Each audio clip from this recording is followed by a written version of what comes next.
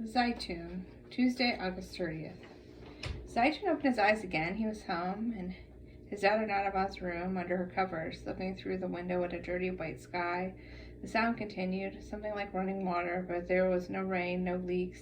He thought a pipe might have broken, but that couldn't be it. The sound wasn't right. It was more like a river, the movement of great volumes of water. He sat up and looked down through the window that faced the backyard. He saw water, a wide sea of it.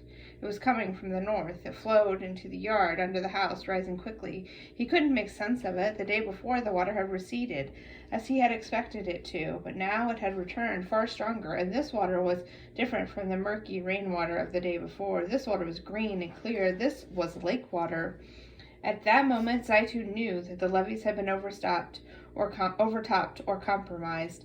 There could be no doubt. The city would soon be underwater. If the water was here, he knew it was already covering most of New Orleans.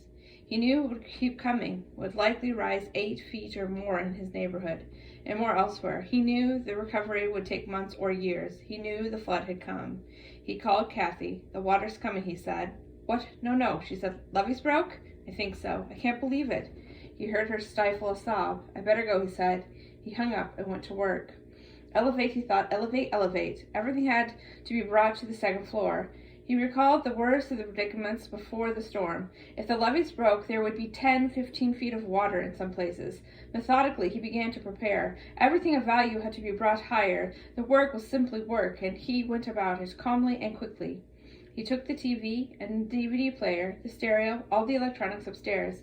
He gathered all the kids' games and books and encyclopedias and carried those up next. Things were tense at the house in Baton Rouge, with the weather windy and gray, and so many people sharing a small house. Tempers were flaring. Kathy thought it best to make her family scarce. She and her kids put away their sleeping bags and pillows and left in the Odyssey, intending to drive around most of the day, going to malls or restaurants, anything to kill time. They would return late, after dinner, only to sleep. She prayed that they could return to New Orleans the next day. Kathy called Zeitoun from the road. "My jewelry box," she said. He found that, and the good china, and he brought it all upstairs. He emptied the refrigerator. He left the freezer full. He put all the chairs on top of the dining room table. Unable to carry a heavy chest, he put it on a mattress and dragged it up the stairs. He placed one couch on top of another, sacrificing one to save the other. Then he got more books. He saved all the books. Kathy called again. "I told you not to cancel the property insurance," she said.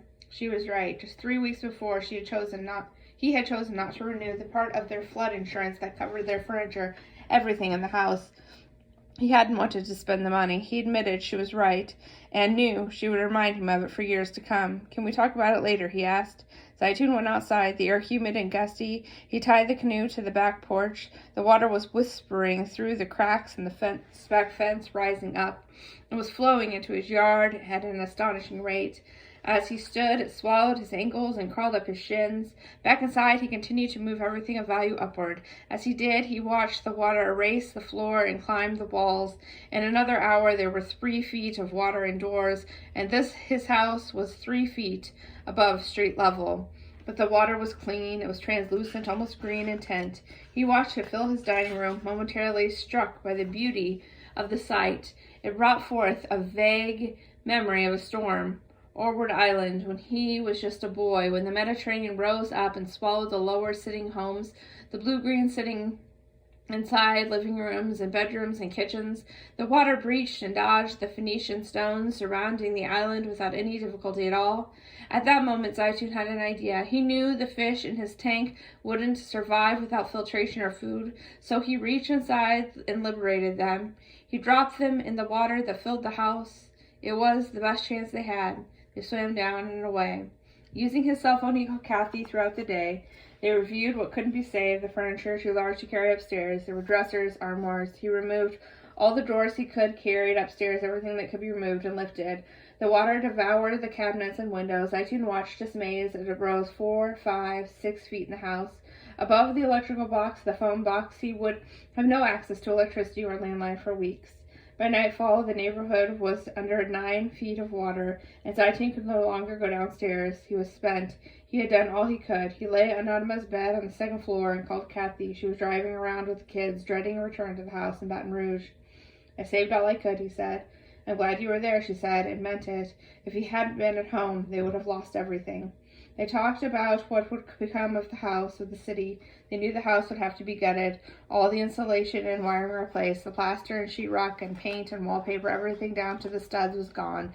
And if there was this much water uptown, there was more in other neighborhoods. He thought of them, the houses near the lake and the houses near the levees.